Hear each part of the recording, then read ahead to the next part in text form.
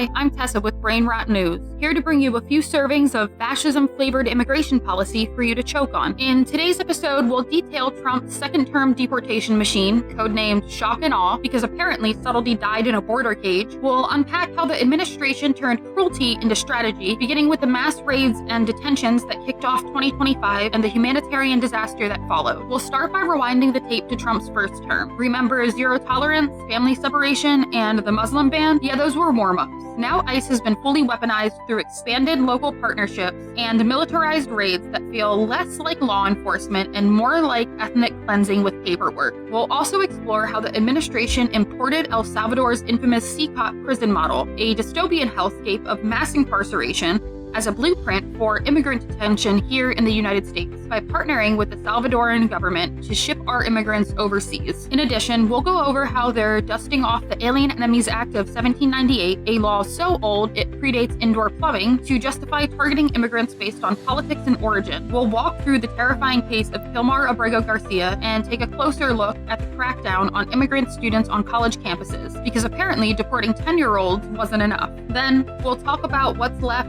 what's burning, and where the resistance still lives. Because when the government treats migration like a crime and immigrants like enemies, it stops being about law and starts being about power. Brainrot the news.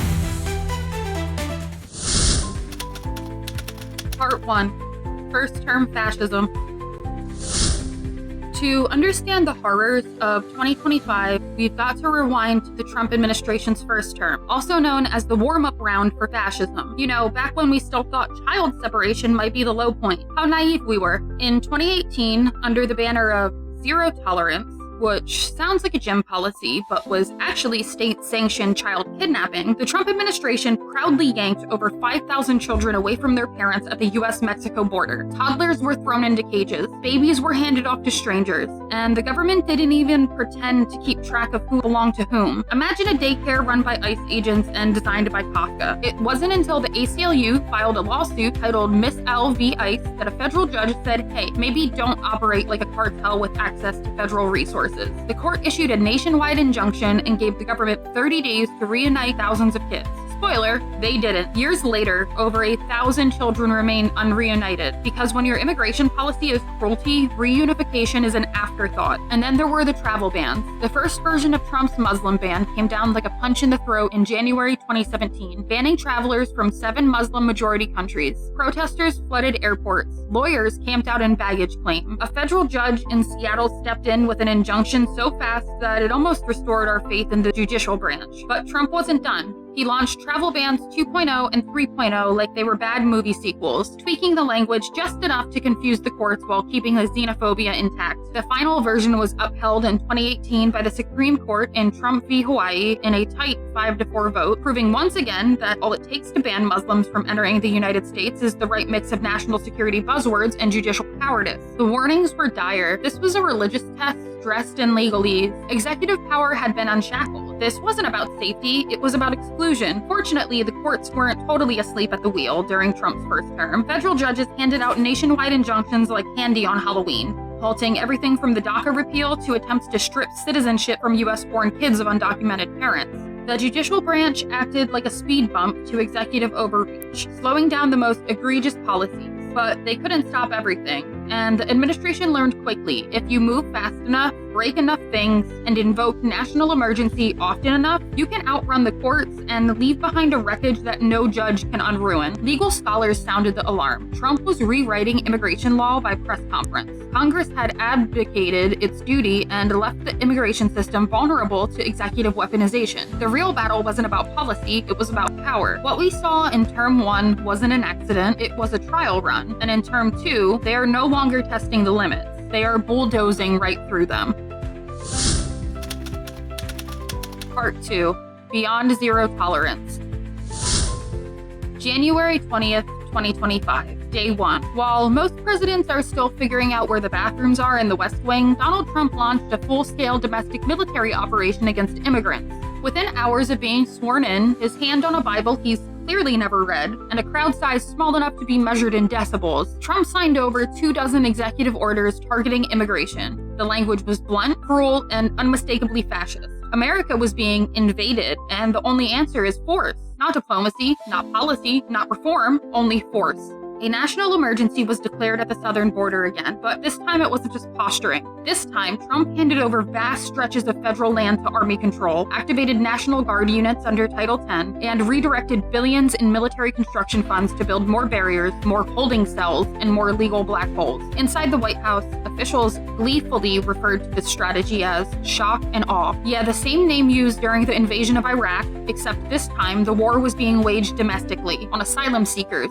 toddlers, and struggling families. Real tough guy stuff. Civil rights watchdogs immediately condemned it. Legal experts called it an abuse of emergency powers. Immigrant communities called it what it was: state-sanctioned terrorism. But for the administration, that was the point. The goal was spectacle, domination. To make a statement so loud, so brutal, that no one would even think of approaching the border again. And if a few kids vanished in the process, collateral damage in the war for sovereignty. Within 72 hours, chaos was reality. Trump's revived zero-tolerance policy kicked into overdrive, rerouting thousands of asylum-seeking families into expedited detention. No hearings, no due process, just zip ties, bus rides, and cages. At least 81 children, some as young as 2, were deported to Costa Rica without guardians, without family, and without explanation. It was a horror show. It was a rerun of 2018 with even less oversight. Civil rights groups like RISES and the ACLU lit up social media with reports of families being ripped apart at processing centers. Parents were detained without being told where their children were. In some cases, children were shipped off before a single form had been filed. Deportation notices were issued like fast food receipts, mechanical, indiscriminate, and impossible to appeal. It didn't take long for lawsuits to hit. Advocates cited violations of domestic and international law, including child protection treaties the U.S. supposedly still honors. Human rights lawyers described the system as deliberate disintegration, a legal fog machine so opaque that no one, including the attorneys, could locate their clients. Detention centers were, and still are, overcrowded, freezing, and filthy. The kind of place you wouldn't leave a dog, let alone a 4-year-old. Observers described cell blocks packed far beyond capacity. Pregnant women denied medical care, children crying through the night with no one allowed to comfort them. ICE predictably said all protocols were followed. What they meant was that they followed the same rules they wrote 5 minutes ago. Asylum hearings, when they happened at all, were fast-tracked through makeshift tent courts with no ventilation, no media, and no justice. Legal aid groups were locked out or given less than 24 hours to prepare. Entire families had disappeared into legal purgatory, shuffled from holding center to detention center to deportation order, with no oversight, no communication, and no mercy. Experts warned this could eclipse the horrors of the first term, and they were right to be concerned. Now the machine is faster, meaner, and stripped of even the minimal oversight that slowed it down in 2018. This is not border enforcement. It is an ideological cleansing project dressed in khakis and DHS logos, and it's only just begun. Part 3. Local sheriffs turn into the Gestapo. If the Trump administration's second term has a motto, it might as well be every town a border town, every cop a deportation agent. And no agency has embraced this philosophy more gleefully than ICE. In 2025, ICE isn't just a rogue federal agency, it is a paramilitary force with local franchises, deputized mayors, and enough Pentagon leftovers to invade a small country. It is immigration enforcement by way of Call of Duty. ICE's 287G program is a federal and local partnership program that basically turns your neighborhood cop into a junior ICE agent with a badge and a god complex. And under Trump's second term, these agreements haven't just doubled, they've tripled. It's like ICE took a look at the Constitution and said, too slow, and handed every sheriff in America a deportation starter kit. And Trump's loving it. At the 2025 National Sheriff's Association Conference, a gathering that now looks more like a paramilitary cosplay convention, he told the crowd to bring your bed space. He asked law enforcement to warehouse immigrants like it's spring cleaning for democracy. Florida, always eager to try fascism and flip-flops, now has every single county sheriff's office signed on. That is not policy, that's occupation. These are not just partnerships, they are takeovers, where routine traffic stops, overdue inspection tags, and broken taillights become entry points into a federal deportation pipeline. It is not just who's doing the enforcement, it's how. ICE raids in 2025 do not look like law enforcement, they look like a military invasion. Picture this: pre-dawn raids, full SWAT regalia, surplus MRAPs from Afghanistan rolling down suburban cul-de-sacs, surveillance drones circling overhead like buzzards, and agents armed with AR-15s, body armor, and impunity. Warrants? Why bother with a judge when you have military-grade toys and a green light from the White House? The damage is off the charts. property destruction, traumatized children, and wrong door raids where ICE grabs US citizens, detains them for days, and then says, oops, our bad, paperwork error. These are not isolated incidents. They are the rule, not the exception. If you live in a targeted community, your front door is one knock or one drone flyover away from being a war zone. And if you report it, good luck, because no one is listening. Not when the raid was by the book. A book ICE wrote themselves, edited with a Sharpie, and laminated in blood. The result of all this is that entire neighborhoods are living in a state of siege. Trust in local police is gone. Reporting a crime now risks deportation. Asking for help is an act of courage or desperation, and the impact goes far beyond the immediate arrest. In Chicago, 22 people, including a US citizen, have filed a federal lawsuit after being unlawfully detained in ICE suites, racial profiling, no-knock entries, and Fourth Amendment violations stacked like pancakes. It is not law enforcement, it is collective punishment by zip code and skin tone. Schools are not spared either. According to the American Federation of Teachers, ICE raids near schools have turned classrooms into trauma zones. Kids stop showing up. Teachers report emotional breakdowns in class. Student trust evaporates, and education collapses under the weight of fear. And behind it all, ICE's internal plans leaked through ACLU litigation show a proposed $45 billion expansion of the detention network. Not healthcare, housing, or mental health. No, they want more detention centers, more beds, more contracts with for-profit prison companies that measure success by how many bodies they can cram into concrete boxes. This is not public safety. This is the infrastructure for totalitarianism. The goal is clear: make life unlivable for brown people. Push them out, lock them up, scare them silent, and make sure that any resistance is buried beneath armored boots and non-disclosure agreements. This is immigration policy as counterinsurgency, and the battlefield is your neighborhood. Part 4. The U.S. Deports Its Conscience. When the Trump administration ran out of cages, it outsourced the problem. And what better partner for that than El Salvador's Nayib Bukele, the strongman president whose state of exception is basically just a martial law dressed in a bomber jacket. Trump didn't just endorse Bukele's prison industrial fantasy, he made it the blueprint. Under a new U.S.-El Salvador agreement signed in April 2025, the U.S. is now shipping migrants, asylum seekers, and even lawful residents to CECOT, El Salvador's infamous mega prison, a concrete tomb designed to erase people from memory and legal record. If that sounds too dystopian to be real, congratulations. You're still clinging to the idea that this country has legal guardrails. Bukele's state of exception, in place since 2022, suspends constitutional rights under the pretense of fighting gangs. In reality, it is just mass incarceration with better optics, with tens of thousands of people thrown into cells without trial, charge, or sunlight. Trump calls it strong leadership. His second-term immigration framework doesn't just praise Bukele's model, it adopts it, using it to justify the extraterritorial incarceration of migrants. Think Guantanamo Bay, but hotter, more crowded, and run by someone who tweets like an NFT scammer. At a White House meeting, Trump reportedly told Bukele they'd need to build 5 more places to house deportees, including U.S. citizens convicted of violent crimes. Because when the courts get in the way, why not just subcontract your cruelty to someone with fewer laws and better barbed wire? The CECOT agreement, signed in April, allows U.S. immigration officials to classify people as alien terrorists and fly them, with no hearing and no appeal, straight to El Salvador. Some weren't even supposed to be deported. They were mid-transfer to U.S. detention centers when ICE rerouted the flights to San Vicente, citing the Alien Enemies Act of 1798 like it's still the quasi-war. Among the first shipped out were asylum seekers, green card holders, and people with pending legal claims. White House officials defended it as a way to alleviate overcrowding. But you don't fix a leaky roof by dumping your family in a gulag. Critics, including basically every human rights organization on Earth, called it what it is: outsourced torture, bought and paid for with American tax dollars. So what happens inside of CECOT? Torture. That's not a metaphor or hyperbole. Real, documented torture. Human Rights Watch confirms the use of stress positions, beatings, sexual violence, and prolonged sensory deprivation. Detainees held incommunicado for weeks with no lawyers, calls, or daylight.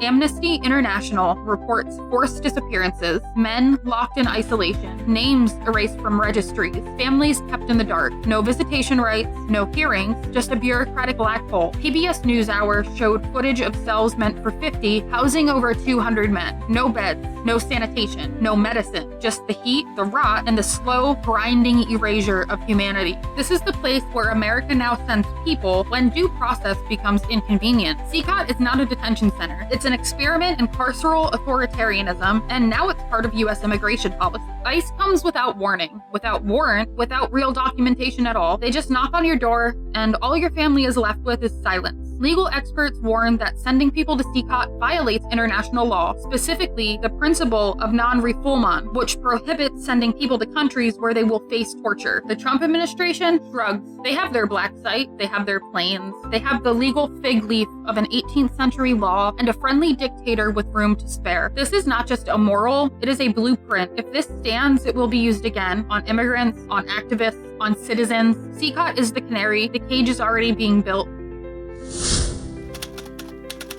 Part 5. Outdated laws, modern cruelty. If you've ever wondered how a country slides from democracy into tyranny, here's your answer. It dusts off a 227-year-old law written by powdered wig aristocrats during a war that technically never happened, and uses it to deport desperate people with no trial, no notice, and no way back. Welcome to 2025, where the Trump administration has revived the Alien Enemies Act of 1798, a statute originally designed to target French spies during the Quasi-War, and repurposed it into a weapon of mass deportation. In March, ICE agents quietly began handing out English-only notices to men detained in the Bluebonnet Detention Center in Texas. These weren't court summonses, they were deportation orders, final, irrevocable, and effective in 24 hours. Many of the recipients were Venezuelan migrants, accused of gang affiliation based on nothing more than tattoos, rumors, or inclusion in the outdated registry so flawed they make MySpace look cutting edge. These men were not criminals. Many were asylum seekers, survivors of political violence, or just unlucky enough to be born under a regime Trump doesn't like. But under the Alien Enemies Act, that's all it takes. No court, no lawyer, no due process.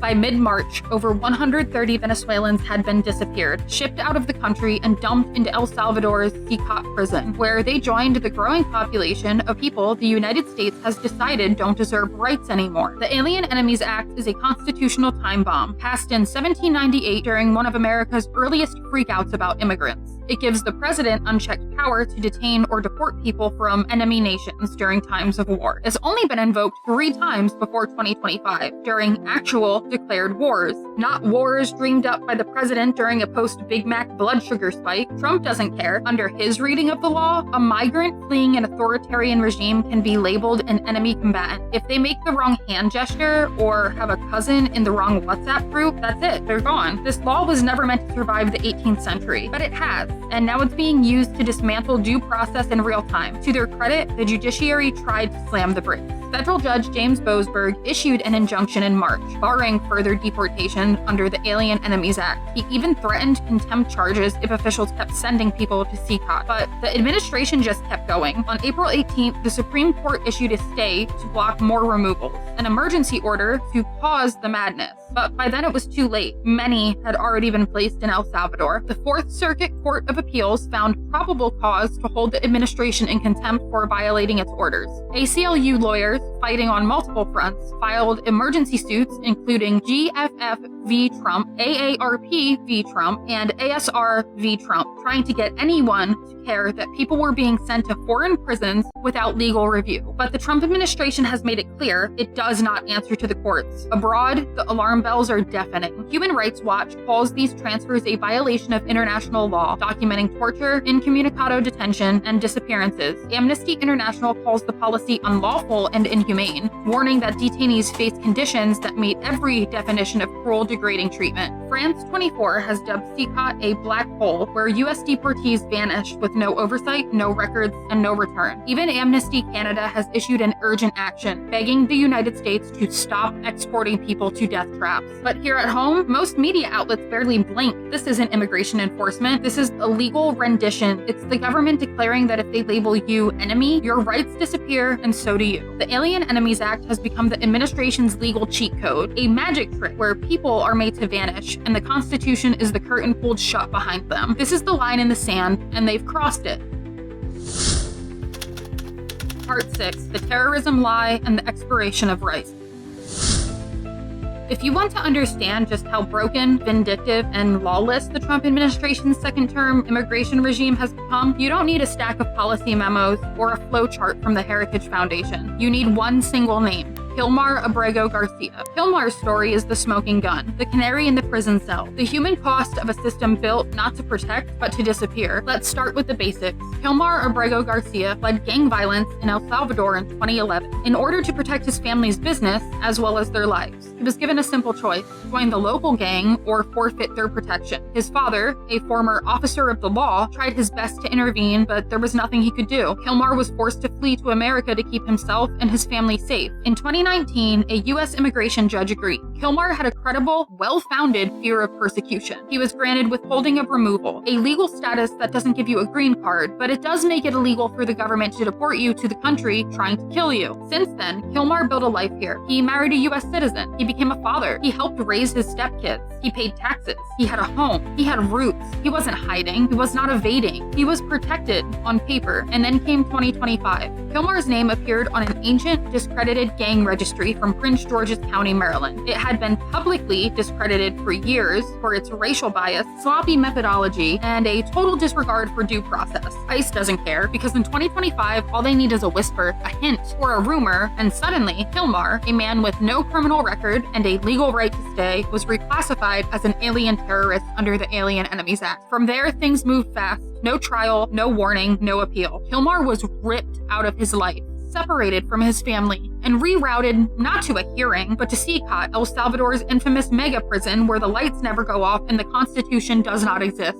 ICE later admitted it was an administrative error. I'm gonna say that again. They accidentally deported a legal resident to a torture prison and then refused to bring him back. When the story reached the courts, the reaction was swift. On April 4th, U.S. District Judge Paula Zinnes issued a preliminary injunction demanding Kilmar's immediate return by April 7th. She called the gang allegations unsubstantiated, slammed ICE for its procedural violations, and made it crystal clear this man does not belong in El Salvador. He belongs at home with his family. The very next day, Chief Justice Roberts, being the kind of guy who thinks due process should be reviewed, issued a brief stay. But even the full Supreme Court could not ignore the madness. On April 10th, the court unanimously ruled that Kilmar must be treated as if he had never been improperly sent to El Salvador. The Fourth Circuit echoed that sentiment a week later, slapping down the administration's appeal of an order mandating that government officials be deposed about the accidental deportation, and warning, in no uncertain terms, that you cannot stash U.S. residents in foreign prisons to avoid judicial review. That's not an opinion. That's a rebuke of authoritarianism. The administration still did not comply. While courts were debating deadlines and briefings, Kilmar was being tortured. His lawyers say he was kept in isolation, denied medical care, and denied contact with his wife, his children, and his attorney, subjected to beatings and verbal abuse,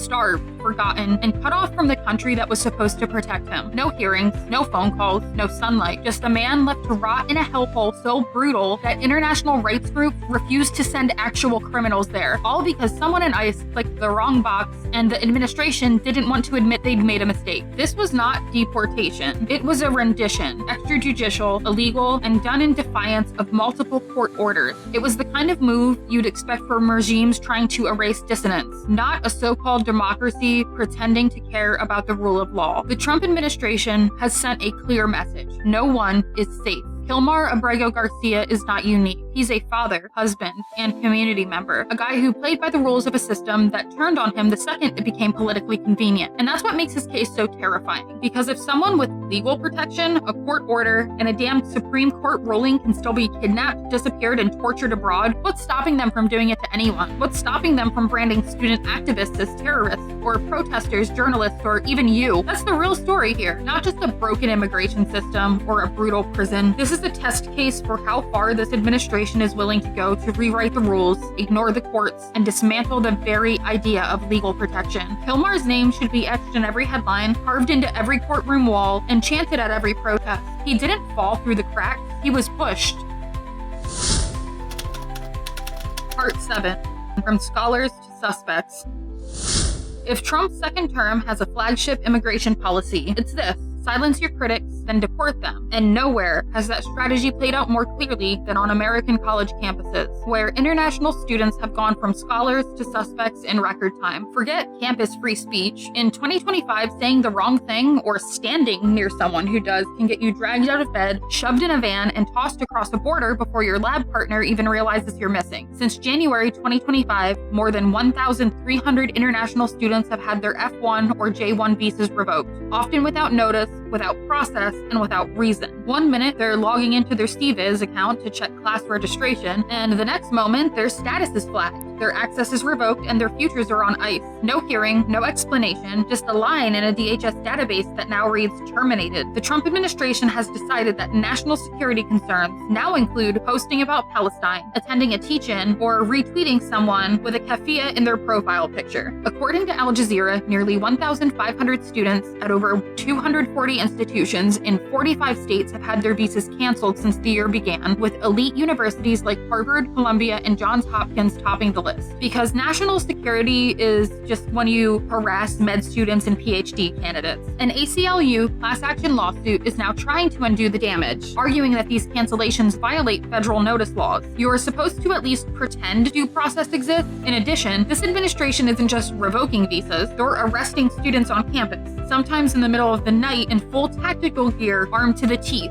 At Columbia University, graduate student Mahmoud Khalil was dragged out of his dorm under the newly coined Catch and Revoke policy, a program where ICE agents scrape social media to find students engaged in subversive behavior. Khalil is a legal permanent resident, but that didn't matter. He was arrested, denied bail, and remains in detention awaiting deportation to a country he no longer lives in, all because his protest activity offended the regime, and he's not alone. At Tufts, Rumeysa Ozturk, a Turkish student, was arrested and detained for allegedly handing out flyers at a protest. At Columbia again, organizer Mohsen Madawi was flagged, detained, and threatened with removal. No criminal records or history of violent acts, just speech. CBS News reports that even students with jobs, research fellowships, and pending work authorizations have seen their lives upended for minor infractions or flimsy protest allegations. One missed class, one chant, or one photo is all it takes. This isn't just about a few unlucky students. It's about choking dissent at its source and turning universities into ideological checkpoints. Trump's executive order 14188 openly declares that students can be deported for illegal protest.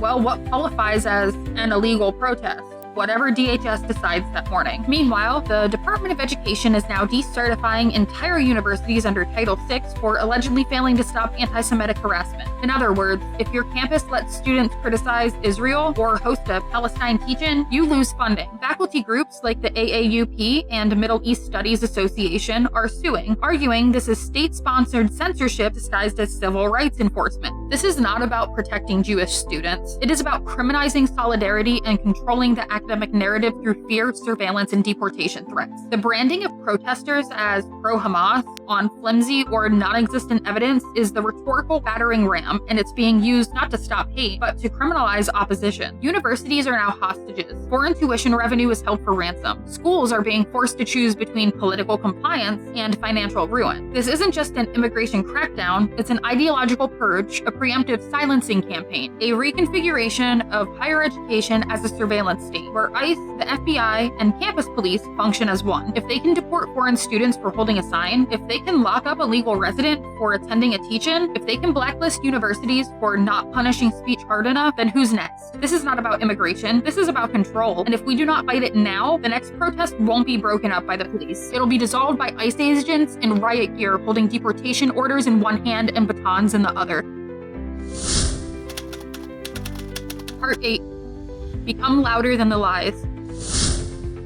This is no longer about immigration. It is about whether law still means anything, whether rights still exist, and whether a person, any person, can be disappeared, deported, imprisoned, or tortured based on a spreadsheet error and a lie shouted loud enough on TV. The Trump administration has defied every level of the judiciary, from district courts to a unanimous 9-0 Supreme Court ruling ordering the return of Kilmar Ábrego García. And what did the Trump administration do in response? They lied. They claimed the court sided with it. They gaslit everyone, flipped reality on its head, and kept the flights going. It would be laughable if it were not horrifying, because it is is not just Kilmar. It is not just a few broken families or a stack of vanished visas. It is a coordinated effort to rewrite the rules of law, morality, and truth itself. We now have a president actively discussing the deportation of U.S. citizens to foreign torture camps. He wants Bukele to build 5 more places, not for rehabilitation or justice, just more concrete cells, more silence, and more American-made totalitarianism. Outsourced and industrialized. It is not just hypothetical. This is happening right now, and if it keeps happening, it won't stop with immigrants. It never does. So what the hell do we do? Fund the legal resistance.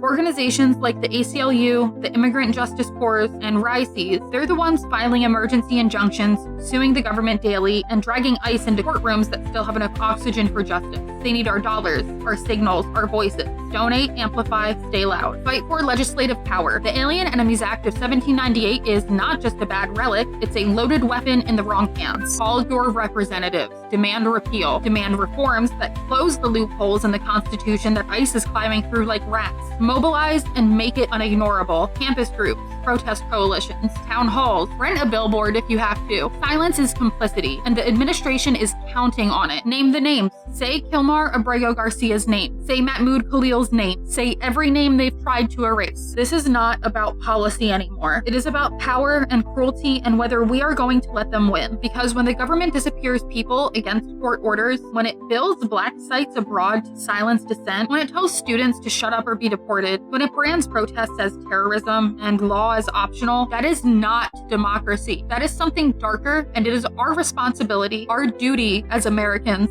to stop it. This has been Brainrot News. We are watching the system rot from the inside out, but we are not powerless, we are not voiceless, and we are not done fighting. Don't forget to like and subscribe, because speaking out is a deportable offense, and we're not going quietly.